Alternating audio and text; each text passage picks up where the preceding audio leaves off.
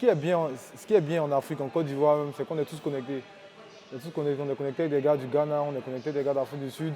Et comme on a tous la même vision, c'est-à-dire genre d'élever la mode ici, bah, ça va beaucoup plus vite.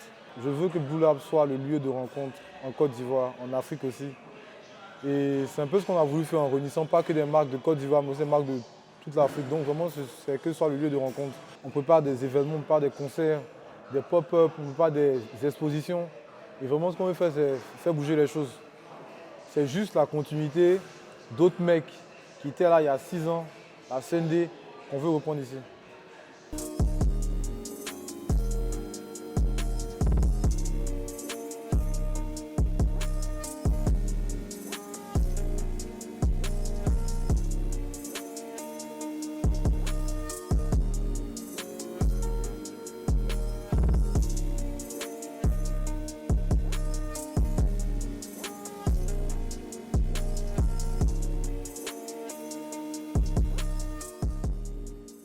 Yo les gars, c'était à l'antenne.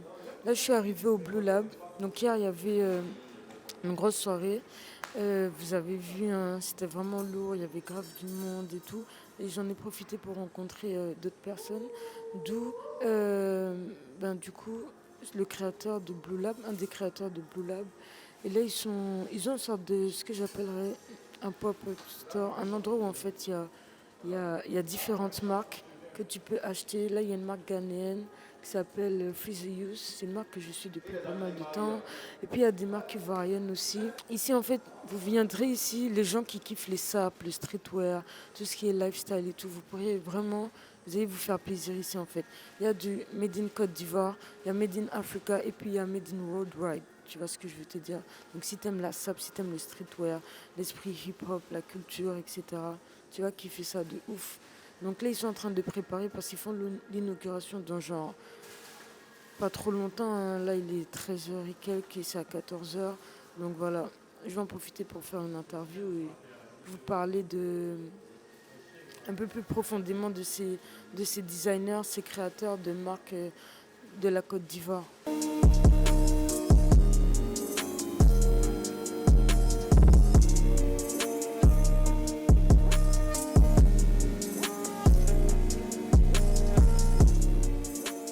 Rimago, qui est une marque ivoirienne, ouais, associée avec un jean nigérien, 111 avenue, voilà. On essaie d'associer un peu le style pour que ça donne quelque chose, tu vois. Ouais, on a plusieurs marques. On a les amis des Baggy, ceux qui font des jeans, ils sont ivoiriens, ils designent des jeans et tout, des jeans recyclés, ils designent. On a Free the Youth du Ghana. On a The Tree, aussi marque ivoirienne, venez. Ils font des sacs, c'est ivoirien. Il y a Noir Modèle. Pour l'instant, on a beaucoup de marques ivoiriennes parce que nous sommes en Côte d'Ivoire. Après, il y aura d'autres marques aussi. C'est Lagos, Niger. Oh, c'est un peu ça. Chuf, ça c'est quoi? Ça c'est quel pays ça? C'est quel pays ça? Ça, non, ça en vrai, c'est Afrique du Sud. Afrique du Sud. Lourd. Maintenant ça, ce sont les t-shirts, ça vient du Comore. Project. Voilà. Ça sont les maillots designés par Dola. Designé par Dola. Il y avait le Gola Africa pour la canne. Voilà. C'est Dola. Parce qu'il n'y a pas de concept store en Côte d'Ivoire qui valorise vraiment le streetwear. Voilà, il n'y a que des magasins comme Kiabi et tout. Il n'y a pas de concept store streetwear qui réunit des marques ivoiriennes, des créateurs et tout. Ici, on va tout mettre. Il y aura des tableaux, il y aura aussi des peints, il y aura plein de choses. En tout cas, c'est ça. Plein. En tout cas, courage et franchement, big up à ce que vous faites, c'est bizarre. Merci. Bienvenue au Blue Lab, le laboratoire. Ouais, le La rue I-89 en Côte d'Ivoire, Abidjan. I-89. C'est ça. Il faut que tout le monde ramène sa marque. Tous les créatifs, il faut que tu ramènes ta marque. Parce que ça aide aussi à des jeunes créateurs de se faire connaître facilement. Et puis, parler directement avec les clients. Tu vois. Ça, c'est la nouvelle collection de Djenin. Une marque ivoirienne de streetwear.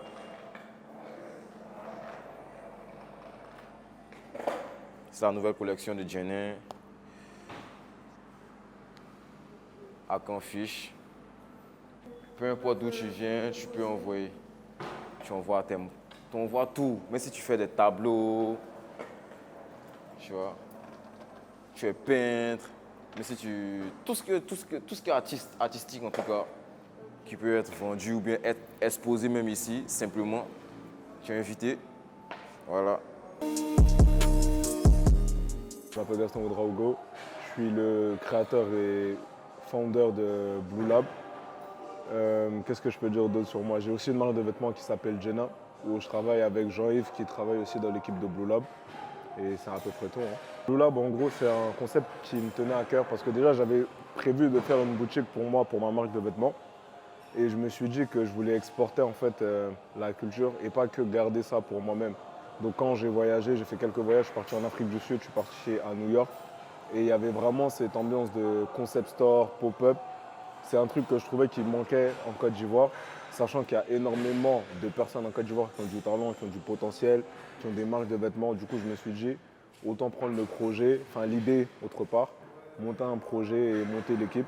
Et là, je pense que tu as dû voir les autres membres de l'équipe. Et c'est comme ça que c'est parti de base. Je répète à tout le monde, c'est que Blue Lab, tu vois, c'est vraiment le lab. Pourquoi on l'appelait le lab? C'est vraiment le labo. Ce qu'on veut, c'est que quand les gens ils viennent, ils puissent créer, que tu puisses venir, tomber sur un créateur de marque, un mannequin, tu peux tomber sur un designer, un graphiste. Et en fait, vraiment avoir un écosystème qui se crée autour de la street culture, mais aussi de tout ce qui est streetwear, de tout ce qui est mode en général. Donc vraiment, c'est vraiment en fait le projet. Genre, je trouve que c'est vraiment le projet, mais pas mon projet à moi ou le projet à l'équipe, c'est vraiment un projet communautaire pour essayer de pousser tout ça et avoir une meilleure place dans le streetwear, pas qu'en Afrique, mais dans le monde entier. En soi, je vais dire qu'on a été beaucoup bénis parce qu'on a eu plus de facilités que de difficultés. Mais ouais, on a eu des difficultés parce que pour les décorations, on est en Afrique, donc souvent quand tu n'es pas sur le dos des gens, ils ne vont pas forcément taffer. Après, Dieu merci, l'équipe a essayé de faire son maximum.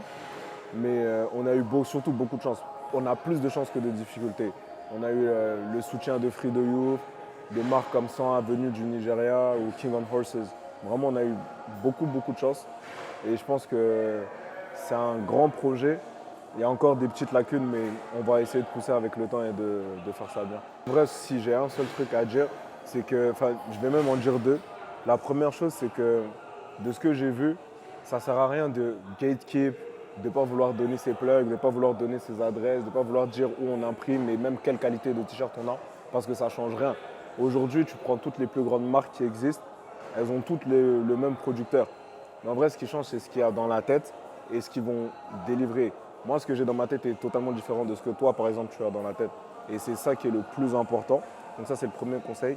Le deuxième conseil, venez au lab. En vrai de vrai, on va monter un membership. On va essayer de pousser les gens. On va faire des expos pour ceux qui sont peintres, créatifs, etc. Donc pas forcément besoin d'aller genre dans une galerie. Mais on va aussi essayer de pousser les marques. Il y a des marques qui nous ont envoyé 5 articles. Dans un grand magasin comme ça, c'est petit. Mais nous, on prend tout le monde. On ne cherche pas à faire de différence. On ne cherche pas à classer les gens. Tout le monde fait de la mode. Tout le monde a une manière de s'exprimer. Et venez, on vous accueille les bras ouverts. Vraiment, n'hésitez pas, lancez-vous, faites pousser. Le plus important, c'est de commencer. Après, ça va suivre, les idées suivront, c'est sûr. Moi, je vous conseille juste de vous réveiller. Parce qu'en vrai de vrai, on est les plus chauds. On est réellement les plus chauds. C'est juste que les gens, en fait, ils ont la facilité de nous minimiser. Ils vont nous dire, oui, c'est une marque africaine, un concept store africain. Non, c'est une marque normale, un concept store normal. Arrêtez de vous mettre dans des cases. Comprenez que c'est facile. On a du potentiel, on a de la vision. En plus de ça, vu qu'on a faim, on hustle, on grind, on a l'énergie. Et je pense que c'est cette énergie qu'il faut retranscrire le plus possible. et comprendre qu'on est chaud. En vrai de vrai, à part des grosses marques comme Louis Vuitton, Off-White, il n'y a plus d'autres marques. En France, aux États-Unis, il n'y a pas de petites marques. Alors qu'ici, on a des Free de Youth, on a plein de gens, on a High Fashion, on a plein de personnes. Et on fait de la super bonne qualité. Donc il faut se développer, il ne faut pas hésiter, il faut pousser. Et l'Afrique va reprendre ce qui lui est dû, c'est sûr. Hello les gars, c'est Ten à l'antenne. Bon, malheureusement, j'ai eu la surprise de découvrir que j'avais mal branché le micro. Donc le son n'a pas été pris correctement. J'étais en train de donner mon ressenti à chaud par rapport au Blue Lab, voilà, que je venais de visiter, l'esprit des fondateurs. Et je vais vous faire un résumé hein, avec ma mémoire, mais tout simplement ce que je pense. En gros, voilà, ce que j'ai retenu de tout ça, moi, ça m'a beaucoup inspiré. Ça veut dire que, les gars, il n'y a pas de limite. Il ne faut pas qu'on se mette de barrière. Il ne faut pas qu'on attende sur une aide de l'État ou je ne sais pas quoi pour pouvoir faire des projets. Parce que sinon, on ne va rien faire, tout simplement. Et en fait, si on s'unit, tout simplement, on va réussir à créer des choses super ensemble. Voilà, c'est plusieurs créateurs, plusieurs personnes qui ont envie de faire des choses, qui se sont rassemblées ensemble et qui font fonctionner le Blue Lab. Et franchement, ce que je vois, c'est que ça fonctionne super bien. Ils font des événements tout le temps, ils sont constants. Je vois qu'ils font des pop-up, etc. Malheureusement, en ce moment, je suis pas à Abidjan, donc je peux pas y assister. Mais si j'y étais, franchement, je pense que ce serait mon QG, quoi. J'y serais tout le temps, tout simplement. Donc, c'était la minute... voilà le bilan de ce que j'ai retenu de ça. C'est faites les choses. Voilà, je pense que les mecs eux-mêmes, ils ont bien parlé. Voilà, ils vous ont exprimé l'énergie qu'il fallait. Et inspirez-vous de ça pour tout simplement faire la même chose, le même type de concept chez vous aussi, que vous soyez à Dakar, au Bénin, à Lomé.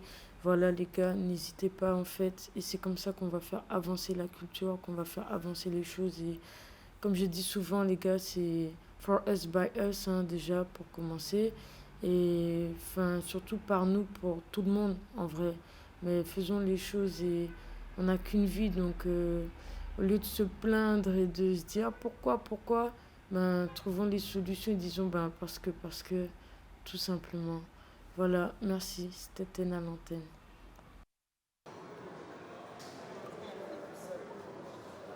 Ah, mais c'est trop original. Sean, il en vendait de ça pendant un moment. On avait fait des trucs comme ça avec des plumes. C'est vraiment intéressant de voir un peu ce que font les artisans et les entrepreneurs. Venez voir, approcher. Vous voyez, ce sont des montres qui sont faites exclusivement avec du bois. Et je crois que c'est vraiment de la fabrication locale. C'est Wood Concept. Et c'est vraiment ce genre d'entreprise qu'on peut encourager à travers les financements. C'est vraiment très, très intéressant. Ils ne font pas que des montres d'ailleurs. Ils font aussi des lunettes au soleil. Regardez. Tout ça, c'est de la fabrication ivoirienne, made in Africa. Super intéressant.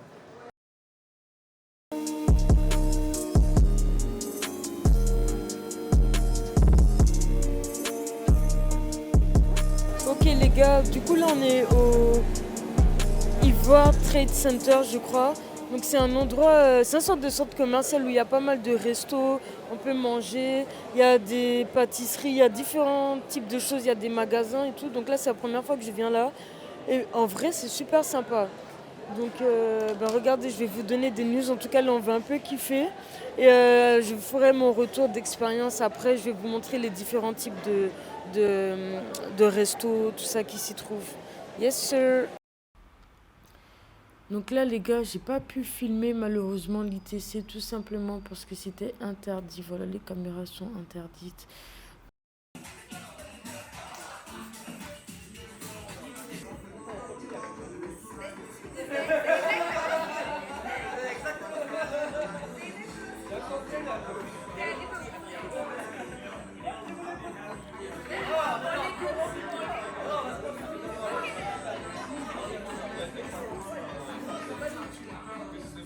Du coup, là je suis à une exposition à la fondation John Vailly, je crois. Il y a Josué Komué, excusez-moi, voilà, qui expose ici. Il est originaire d'Abidjan, mais il a vécu en France et là il expose dans son pays natal du coup. Et il y a aussi Barthélemy Togo, donc voilà. Ah non, je dis n'importe quoi, c'est Médéric Turey, il me semble. J'aime beaucoup parce que ça ressemble un peu tout ce qui est Basquiat, je sais pas, enfin, vous connaissez Jean-Michel Basquiat. En tout cas, c'est super intéressant. Et voilà, c'est encore un lieu où je vous invite à découvrir. C'est super sympa. Que ce soit pour chiller ou pour voir l'art, en fait, c'est un mix des deux. Tu peux t'amuser, boire un verre en même temps. Il y a la partie totalement artistique et tout. Et donc voilà, là on est sorti du barbecue vite fait pour voir l'expo. Parce que c'est à côté de chez mon ami. Et que le temps est tellement court pendant les vacances que j'ai pas envie de revenir faire un jour 1 heure de route juste pour venir la flemme, tu vois. Donc le but c'est de faire un maximum de choses dans le peu de temps que j'ai. Et je vais essayer de les chauffer aussi pour aller à une soirée qui a l'air super sympa à la Villa des Arts. S'ils ont la force, parce que là je suis en train de... Moi mon programme, j'ai pas le temps. Tout le temps j'ai 3 trucs à faire en même temps. Donc voilà, mais en tout cas ça vaut le coup. Parce qu'à Abidjan en fait il y a énormément de choses qui se passent. Que ce soit à Abidjan même, que ce soit... Waouh, magnifique. Que ce soit à Abidjan, que ce soit à Bassam ou dans d'autres endroits. Il y a beaucoup de culture ici. Donc voilà, c'est encore un endroit que je vous invite à découvrir en fait. Voilà.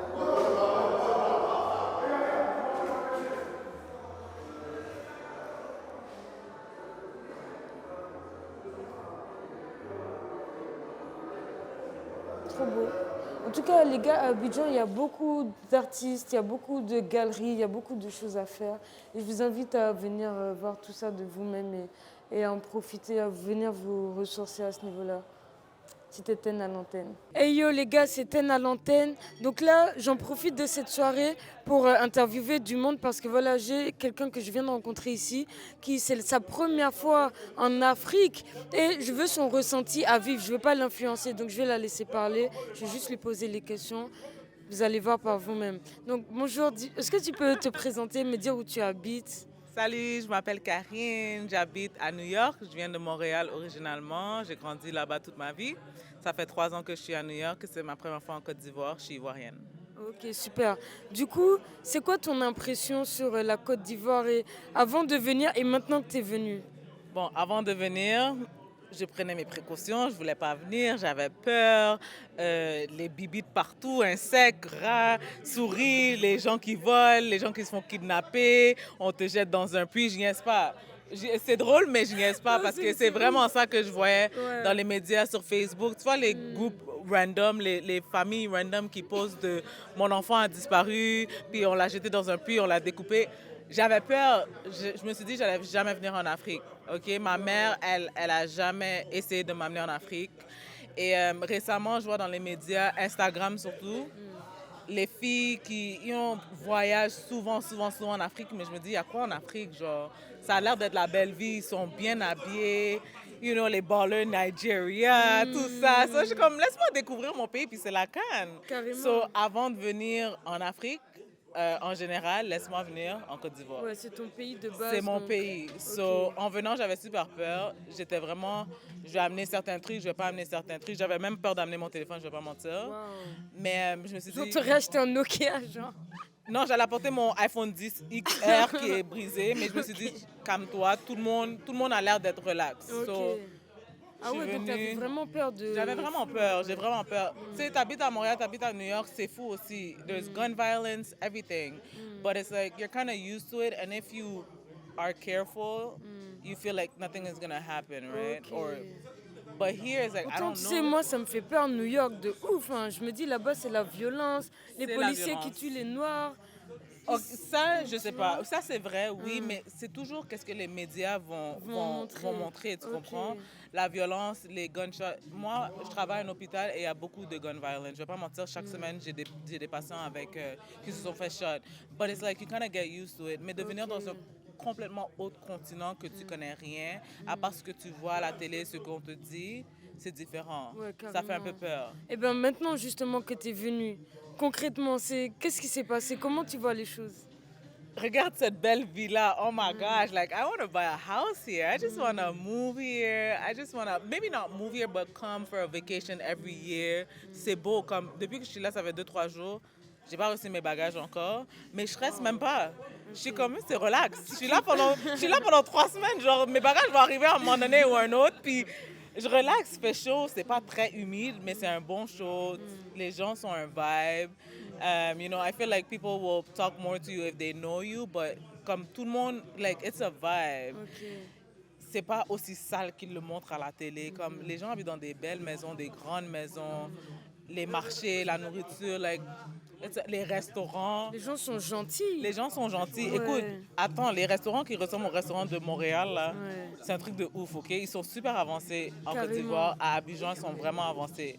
Puis juste pour, comme, juste genre, la Cannes, ça ramène tellement de gens qui vont pouvoir découvrir que l'Afrique, c'est vraiment comme C'est ça. une belle place. Exactement. Tu comprends? Totalement. It's beautiful. Il faut venir par soi-même pour voir et se changer les idées parce qu'on a des clichés qui sont imbriqués.